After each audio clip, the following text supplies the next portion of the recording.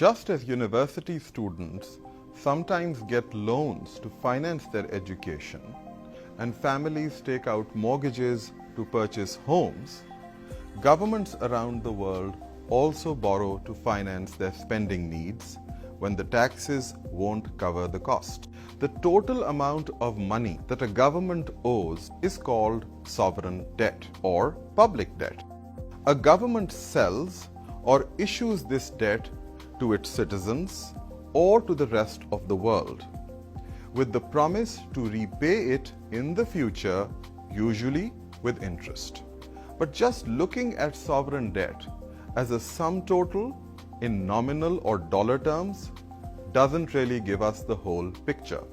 Let's take a look at two emerging markets to show you what I mean: Poland and Egypt. By the end of 2019, both had sovereign debt of around $265 billion. At first glance, it seems both countries have the same debt burden. But look closer. Poland's economy is about 80% bigger than Egypt's. Thus, that same $265 billion is a much smaller percentage of Poland's economy than it is for Egypt's. On a global scale, sovereign debt ratios have been on a rising trend for some time.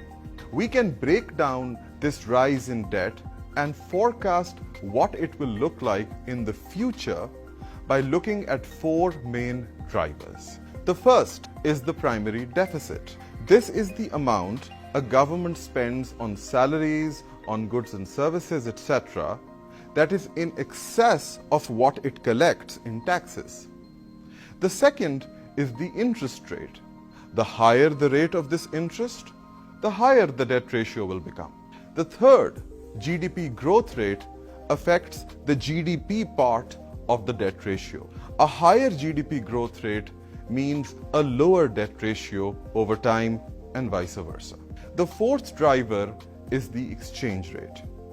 If a government borrows a significant amount of its debt in a foreign currency like the US dollar, its debt burden can rise if the dollar strengthens against the local currency. If these four factors worsen, then sovereign debt to GDP ratios rise. If they improve, the ratios fall. We can use this framework to forecast debt ratios in the aftermath of the COVID-19 pandemic and the accompanying lockdowns. As you can see, debt to GDP ratios are expected to rise by 20 percentage points in advanced economies and 10 percentage points in emerging markets in 2020, taking them above World War II levels. If we look at emerging markets, all four of our drivers are contributing to this increase. The primary deficit is the biggest contributor, accounting for 3/4 of the debt increase. Learn more about the basic concepts behind sovereign debt in a book I edited with my IMF colleague Alex Piankowski and Harvard professor